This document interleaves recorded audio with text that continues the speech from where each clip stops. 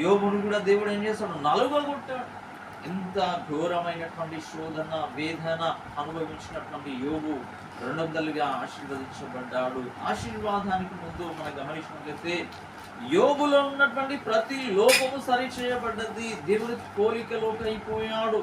వాస్తవానికి యోబు యథార్థవంతుడే, సత్యవంతుడే, దేవునితో నమ్మకముగా యథార్థముగా గడిపిన వాడే. కానీ తనలో ఉన్నటువంటి చిన్న చిన్న లోపంలో కూడా దేవుడు చేశాడు, ఆ పరీక్ష ద్వారా తీసివేశాడు. మనం గమనించినట్లయితే యోబును అపవాదికి అప్పగించాడు దేవుడు. మనం గమనించినట్లయితే యోబు గ్రంథం 1వ అధ్యాయము 11వ వచనములో, అయినను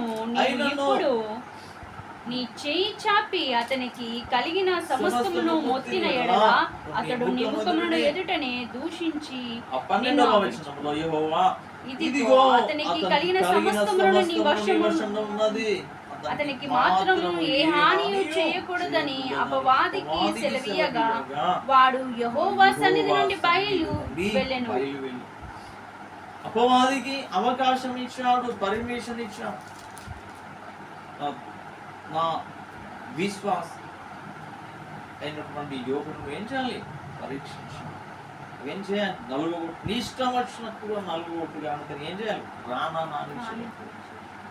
ప్రాణహాని చేయకూడదు. ఇదిగో అతనికి కలిగిన సమస్తమును నీ వశం ఉన్నది.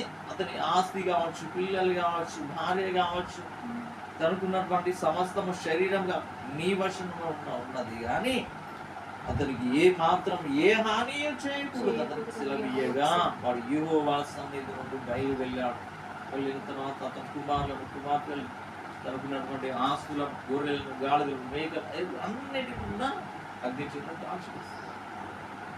ఆ తర్వాత తన శరీరం అంతా కూడా పురుగులతో ఇబ్బంది, ఇంత శోధించి అయినను ఏం చేస్తాడు, తన స్థిరత్వాన్ని వదలలేదు, దేవుని నమ్మకాన్ని వదలలేదు. తనలో ఉన్నటువంటి ఆ చిన్న చిన్న లోపాలన్నీ కూడా తర్వాత సెట్ చేయబడ్డాయి. ఏదో లోపం ఉన్నది యోగుకు, ఆ లోపాన్ని సరి చేయటానికి దేవుడు అపవాదికి పర్మిషన్ ఇచ్చాడు.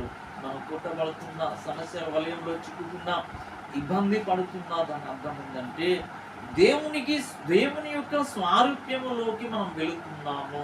దేవుని యొక్క స్వారూప్యంలోకి వెళ్ళడానికి అవకాశము లేనప్పుడు ఏం చేస్తాడంటే దేవుడు చెక్కుతాడు. మనం గమనించినట్లయితే ఒక రాతిని బొమ్మగా మనం మలచాలి అనుకోండి, దానిలో ఏంది ఆ లోపం ఉన్న ఎలా చెక్కుతాం, చెక్కుతూ